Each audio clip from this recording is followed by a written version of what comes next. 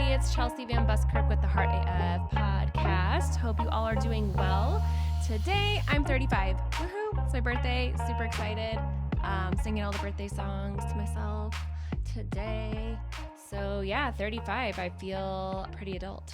I feel like that is the age where you can officially be like, no, I'm definitely an adult. Like I am one of those adultier adults. Still, there are more adults than myself, but yeah, I feel like 35 is a good age. Makes me feel anyway that I'm legitimate.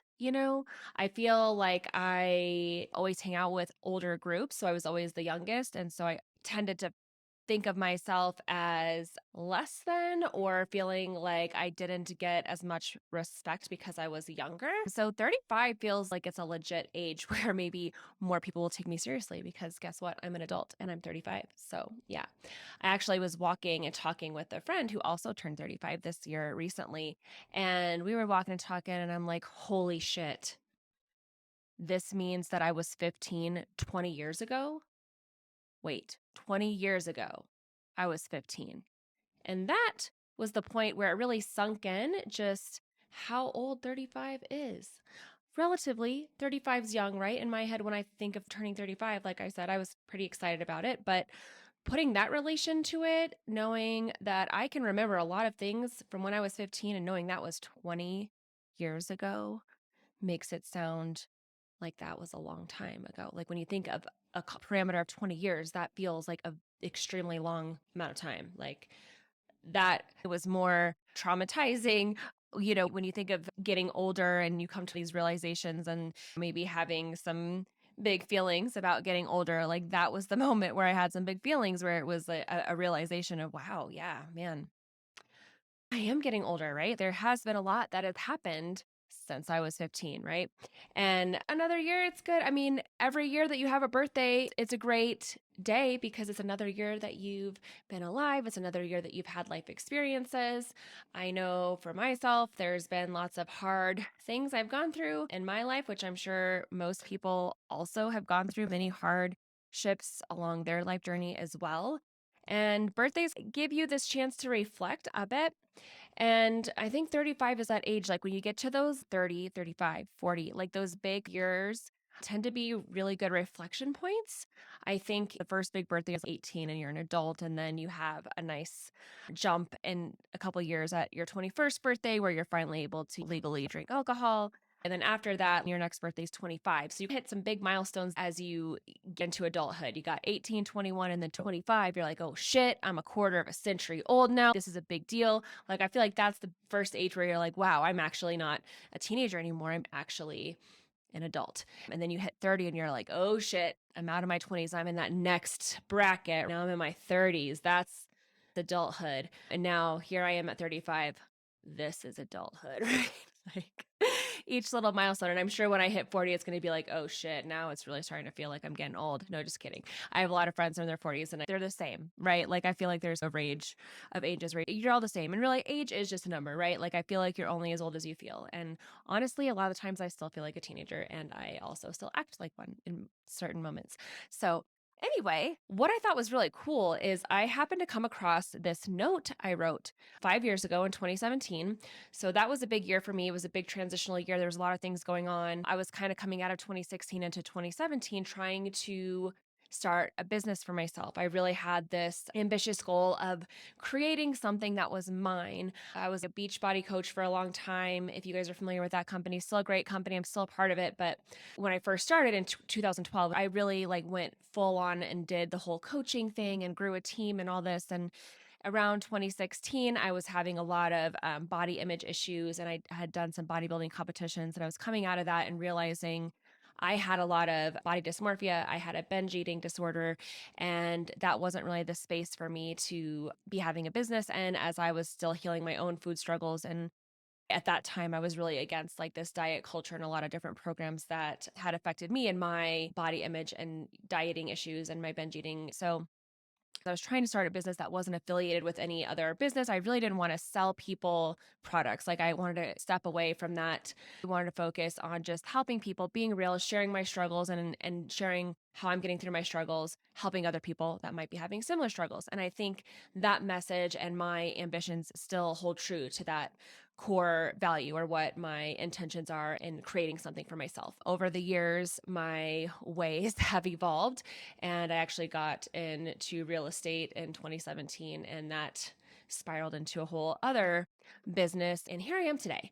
But what I thought was interesting is in 2017, I was in a business creation, I guess you could say workshop or like a course. And it was specifically made for moms who wanted to create a business for themselves. So it was awesome because it was specific to moms, women who had a passion for creating a business for themselves, but also had the responsibility of being a mom and how to navigate being a mom while creating a business simultaneously. And so it was really perfect for me and where I was at that time. Anyway, this note, one of the activities we did through this business group was the airport test, if I remember right.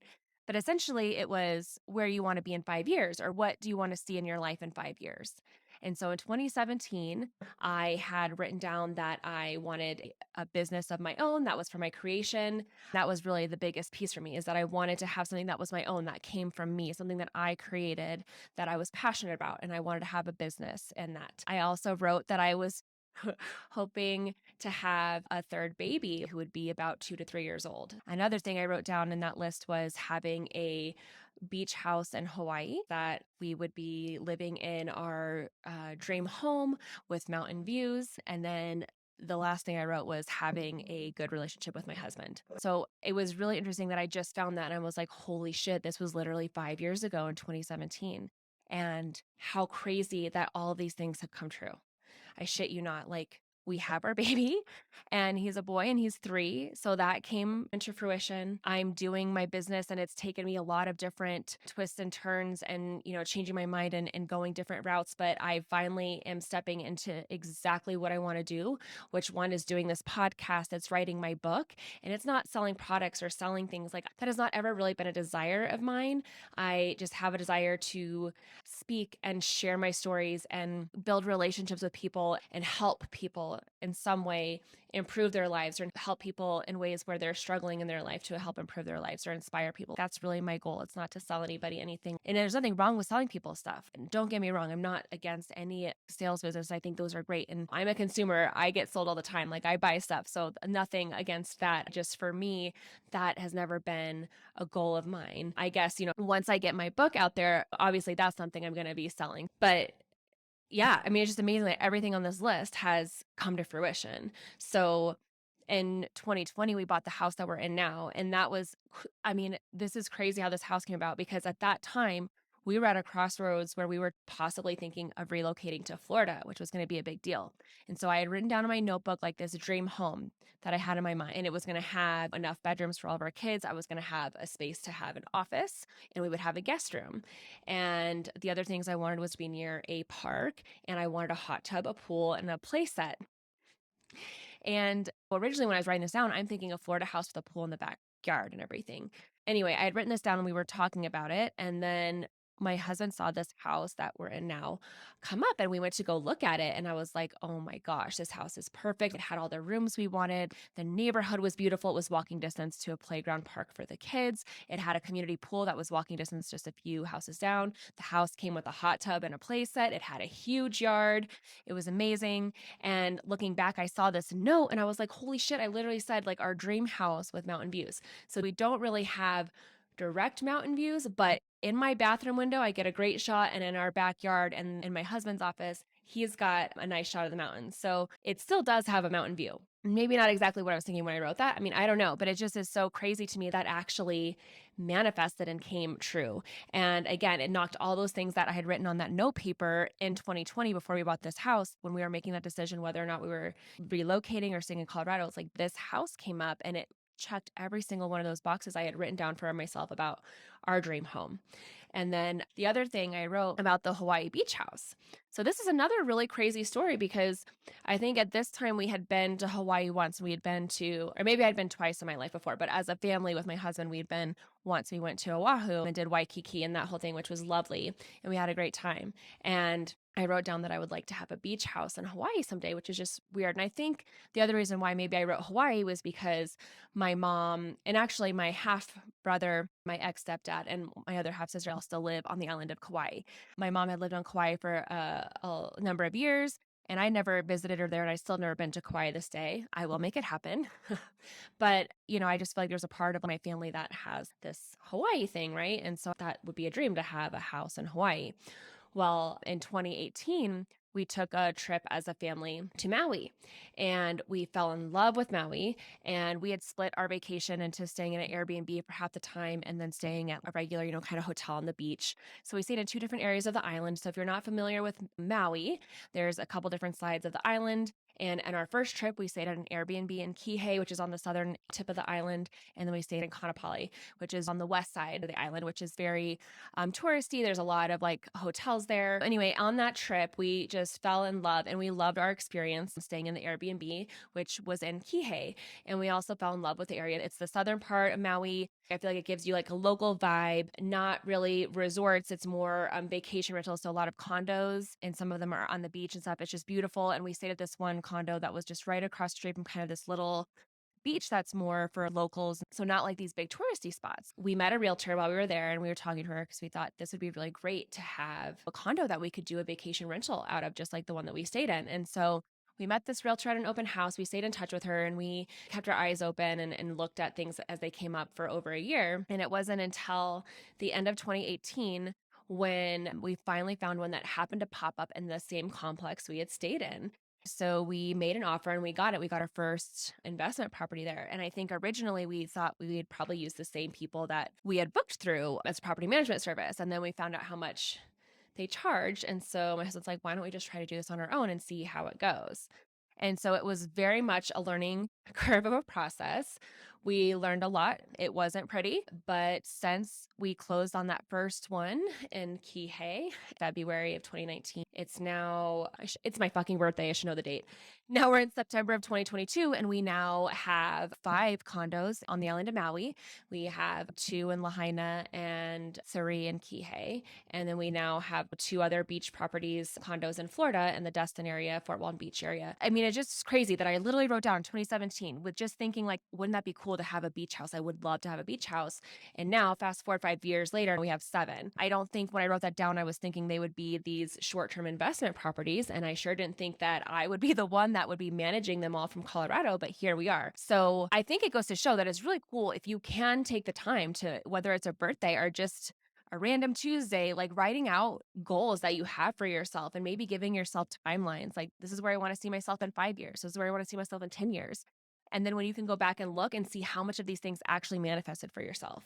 I think it's important to write down things that are believable for you, that you believe that you can do, because that's a big piece of being able to manifest anything for yourself and reaching goals is actually believing that you can do them. My husband is a great example of this, and it cracks me up because I don't think he knows how great of a manifester he actually is, because I think he's not the type of guy that really believes so much maybe in the law of attraction or manifesting, but what's funny is he does, and he does it without even knowing that's what he's doing. But from the time I've met him, he's always known that he was going to hit these specific goals as far as building a business and the type of income that he wanted in his life. Like, he saw that and he believed that for himself. He would tell me that as, a teenager, he would drive by these neighborhoods of $1 million homes and he would say to himself, if there's this many millionaires out there who can afford to live in these homes, then that's possible for me too. And I think that's how you have to look at your own life. Like, if you see other people having and doing and being the things that you want for yourself, then you need to use that as your permission slip that that's possible for you too. And then believing that it's possible for you too. And then writing this stuff down, creating vision boards, like all that stuff really works. It really does. Like, I have a vision board up here for me for this year and things are happening. Like, I'm putting things in place. Like, it doesn't mean you just write it down and just hope for the best, right? Like, that's not how it works. But it's having that belief and then taking these actions. Again, with our vacation rentals, like that was a total risk. Like I talk to people all the time, especially when I was more working in real estate, like people are scared to take that leap and to do investment properties. Like it's scary for a lot of people. And I told them, it's scary for us too, but we took that risk. And now our rental income makes way more than what I was making as a real estate agent. And I'm working a fraction of the time. Like even self-managing it, I probably work maybe 10 to 15 hours a week on the rental management stuff. Like it's not bad. Some of the jobs are annoying, and I do complain to my husband a lot about it because I'm really horrible at customer service and running a business because I typically sympathize with our people, and it's hard for me. I get taken advantage of, I'll say that. And it's hard for me to compartmentalize or not get offended and things. So I have to work harder at that. And I'm sure my job would be a lot easier as far as management goes. But I'm just saying that going after your dreams is scary, and it does involve taking risks. It involves like taking actions that are scary. And when you start doing something new, like, are you going to be great? No. Like, I'm starting this podcast. Is the first episode great? No, it's not. Like, I gave my simple explanation of what the podcast was going to be, but my editing sucked. But I'm going to show up every week, and I'm going to continue to learn and get better. And maybe one day I'll get to the point where I can pass off my episodes to get professionally edited. But until then, I'm going to edit them myself. And it's going to be what it is. And it's just going to grow and evolve over time. And I'll get better at speaking more clearly and not having to edit as much, or getting the episodes more fluent or better for my audience. Those are things I'm going to learn over time. So the intention of this episode was, one, to say, hey, it's my birthday. And also just this cool thing about writing your goals and how things can unfold for you. I think I will do another episode that's maybe a little bit more detailed on how to manifest or more about the law of attraction. But for now, I think it's just really cool that if you want to take the time and write out some things for yourself, like where do you see yourself in 5 years, and write that down. I went ahead, since I had found that note from 2017, the year I turned 30, and reflecting and then seeing how much stuff had played out, I was like, holy shit, this is so cool. I always knew I wanted to share that one example of this house we're in because I thought that was insane, that the fact that I wrote all that stuff down. I was thinking it was going to be a Florida house that we found, and then it ended up being a Colorado house. I think that's the thing we have to keep in mind too, is that when we have these goals for ourselves, it may not happen the way we think it will. Like when I wrote down a Hawaii house, I wasn't thinking that it was going to be this whole new revenue stream for us. I didn't know this was going to be a whole new business venture of us having vacation rentals. I had no idea that's what was going to manifest from this. That wasn't my goal when I wrote it down. I just wrote down a beach house. So you just never know how things are going to turn out. You might have a goal of reaching a certain income level. Maybe when you're first writing that goal, it's in your current situation, you feel like you want to grow your income by doing XYZ, but then turns out you do grow your income, but it came by way of ABC. Like you just don't know exactly how things are going to unfold for you or how things are actually going to turn out, but you get the same result, right? And I think what is meant for you is there for you. And again, it has to do with your belief in it and knowing that whatever you want is already here. And if you know that and believe that, then you don't need to worry about the how and when it's going to happen. You just have to have that belief. You need to take actions and do things to help get yourself there. And then being okay when things don't go exactly as you plan them, but to stay confident in knowing that it's going to show up for you. Like I can use my book as another example. I've known I wanted to write a book forever. And I finally jumped in and started working on it. And I joined a writer's workshop community. And I've been in that for over a year and been kind of like in and out of it. And they offered a 4-day intensive workshop. And I decided to sign up for it. And it was the first time I actually showed up and was physically present for each day of the virtual workshop, which is unheard of. I've signed up for so many workshops and just have never showed up. I plan to watch the recording. 90% of the time I never do. This was the first time I showed up and went every single day. And I got so much information from this workshop and inspired me like, I'm going to do this, right? And so with this workshop, you're given the opportunity to submit a book proposal to a publisher. And this publisher happens to be my dream publisher. And normally you cannot submit a proposal to them unless you have a literary agent. So being a part of this workshop, you get kind of this green light to submit a book proposal without having a literary agent. And so I'm like, holy shit, I'm going to do that. And then I got to thinking they had another submission opportunity for anybody who was part of the writers community, which I had been a part of for the year. And I'm like, oh, well, that deadline's sooner. Maybe I'll get it done by then. And so I got my book proposal done and I submitted it with that submission window. I was sure I was going to get picked. I mean, I was so sure. Like, I know that my book is meant for this publisher. I know it. I believe it. I can see it. I did not get chosen in that book proposal submission. I was up against 200 other people that had submitted their proposal. So, that's a lot. And I'm sure a lot of them were very good. Some of them are probably working on the proposals for years. I've been working on mine for 6 weeks. So I decided that's okay. I'm going to refine my proposal and resubmit it on this other submission deadline that's happening here next month. And so that's my plan. It'll be just for people who attended the workshop. So it should be a smaller pool of people that submit, and we'll see what happens. And I'm confident that one way or the other, my book will be published. I know that for a fact. And I also know that one day I will be a published author through the publishing house I'm meant to be in. So my belief right now is that it's going to be with this specific publisher, but maybe in the future it's not. Maybe there's another publisher that's even better for my book. I don't know, but I do know that one day my book's going to be published and I'm going to keep working on it. I'll see what happens with this submission, and then I'll, continue to finish my book and get it published one way or the other. Like, it's happening. And you guys can follow me along through this story and this ride and see how this goes. Like, it takes a long time to get a book out into the world. Right now I'm still working on the manuscript, working my way through it. And so, yeah, once I get that finished, we'll see what happens on the publishing side, and we'll see what happens with this proposal submission here in October. I'll find out what happens in December. So it's a 60-day waiting period, which is really fun way to exercise my patience on finding out the results of that submission.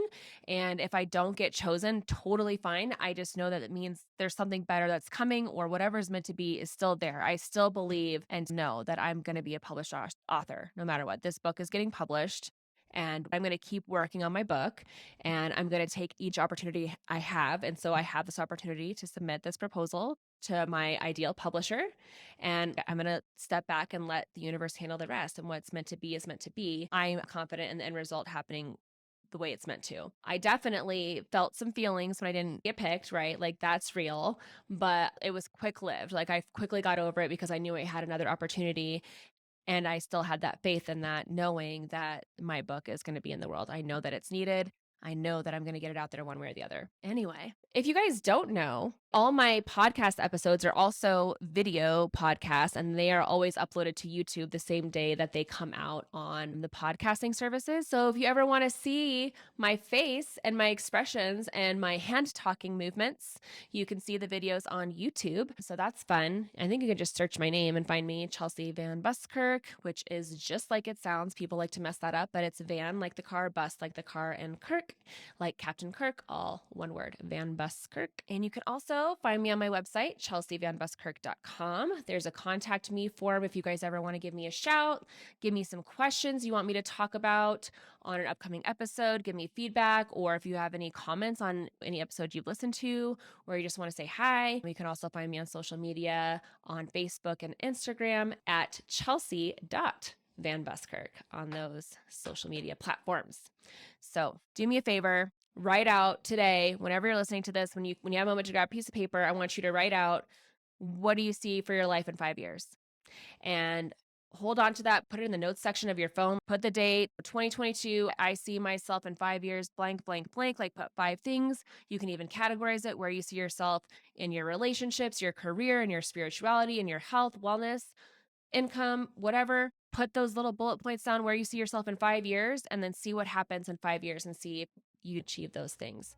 Keep that in the back of your mind. I just think it's so fucking trippy and really also fucking awesome that these things have happened. I think you guys are all awesome. Thank you. I'm so thankful. Every week I get new downloads. People are coming to the podcast. I think it's just so amazing. I just thank you so much for helping me grow this. Next week, we're doing the drawing for the $50 Amazon gift cards. If you haven't heard, you still have a chance to enter. You just got to DM me. Let me know if you've shared, subscribed, rated, or reviewed the podcast, followed it, whatever you've done. Like, let me know. I'm trying to grow it, and I appreciate you guys so much. So if you're helping me out with sharing something, I want to pay it forward and enter you in a drawing to win that $50 gift card. So next week's the Q&A episode. So I'm going to be going over some of the questions I received and just answering those. So if you have something that you are thinking of asking, please don't be afraid to, again, send me a DM on social media, hit me up on my website, submit me a question, and I'll get it on the show, and we'll dissect that question. I'll answer it to the best of my ability. And yeah, happy birthday to me. Happy birthday to all my other Virgos out there in the world. And yeah, this is 35. See you next week. Peace.